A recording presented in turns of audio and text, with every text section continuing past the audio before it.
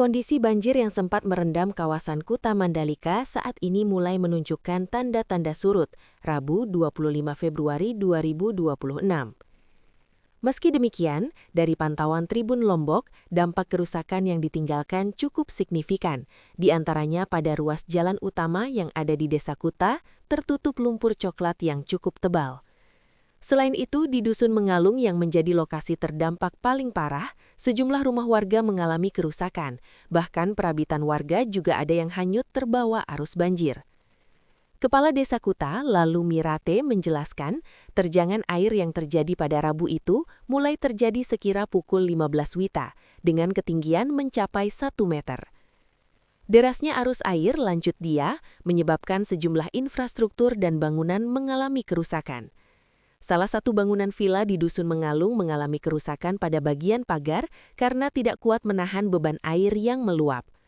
Selain itu, terdapat laporan mengenai sebuah gudang yang hancur, di mana sebuah mobil yang terparkir di dalamnya mengalami kerusakan parah, yang juga berada di dusun yang sama. Masalah drainase diidentifikasi sebagai penyebab utama banjir tahunan di wilayah ini. Saluran air di lokasi tersebut dilaporkan telah mengalami sedimentasi atau pendangkalan yang sangat tinggi. Mengingat lokasi banjir berada di area jalan nasional atau provinsi, Mirate menyebutkan pihaknya masih menunggu koordinasi dan respons dari pemerintah tingkat kabupaten maupun pihak terkait lainnya. Hingga saat ini, warga dan pemerintah desa sangat berharap adanya solusi permanen untuk mengatasi masalah drainase tersebut, agar banjir tidak terus berulang setiap musim hujan. Polsek kawasan Mandalika mencatat banjir dan pohon tumbang di wilayah Desa Kuta, Kecamatan Pujut, Kabupaten Lombok Tengah, Selasa.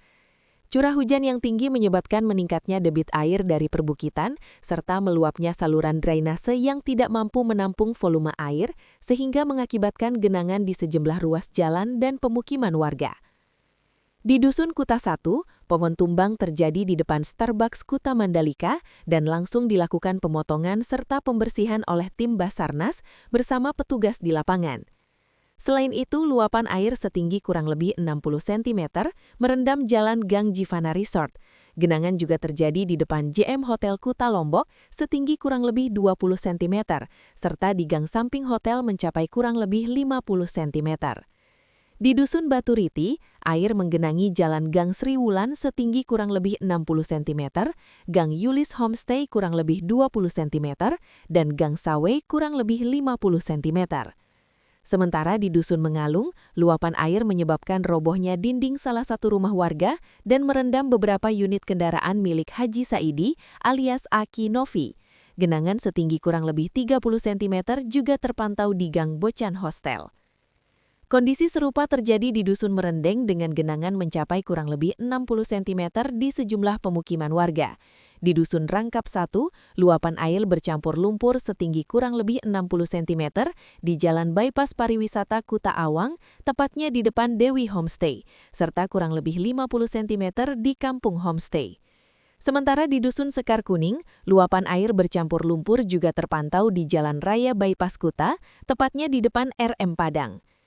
Kapolsek kawasan Mandalika, IPTU Kadek Angga Nambara SH, menyampaikan bahwa dalam kejadian tersebut tidak terdapat korban jiwa maupun korban luka-luka, namun terdapat kerugian material berupa kerusakan bangunan warga, kendaraan terendam, serta sempat terganggunya arus lalu lintas di beberapa titik.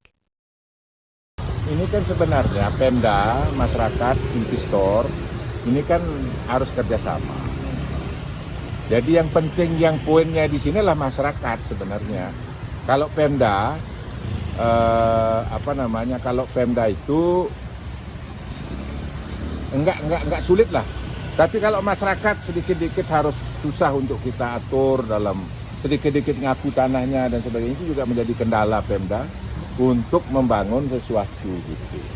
Dan juga investor ini kan dia tidak peduli masyarakat di bawahnya.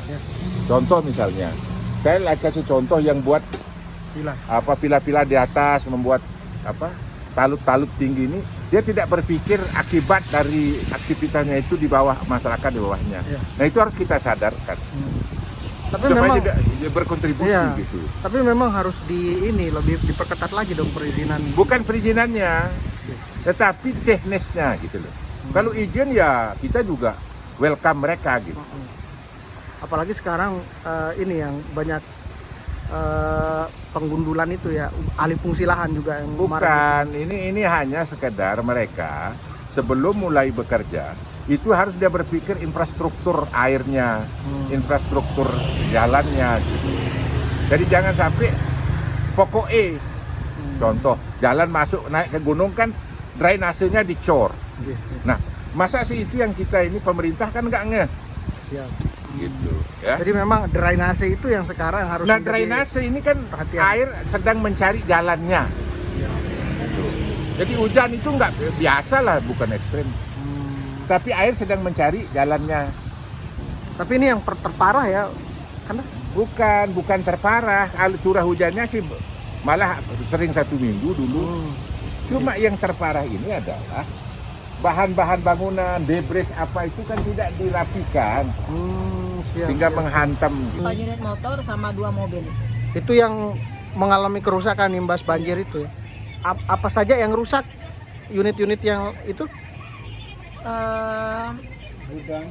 Ada bagasi mobil, Bagasi. sama motor yang paling parah itu 4 motor, sama sepeda listrik, sama yang alat elektronik yang terendam banjir itu ada mesin cuci, kulkas 2 pintu, sama bahan dapur lainnya. Mobil 2 unit juga Iya. mengalami kerusakan kabarnya, Nggih. Itu berarti kalau di total kerugiannya itu berapa ratus juta itu? Nggak tahu. Kalau ditotalin sih bisa bisa nyampe ratusan juta. Ratusan juta itu, Nggih. Tapi kemarin pas kejadian itu Mbaknya lagi apa? Bisa diceritakan bagaimana kejadian Pas yang kejadian terjadi? kemarin saya lagi di kamar lagi tidur. Nah pas saya keluar tiba-tiba udah banjir semuanya. Berarti dia datang tidak terduga airnya Iya. begitu ya? Tiba-tiba deras saja begitu ya? Iya, akibat tembok yang ini kejebol gara-gara batu yang besar ini. Terus langsung masuk ke rumah berarti airnya? Iya langsung masuk. Langsung masuk ke rumah? Kaget, Mbak? Mau kalau dibilang kaget ya kaget banget Mas. Kaget ya.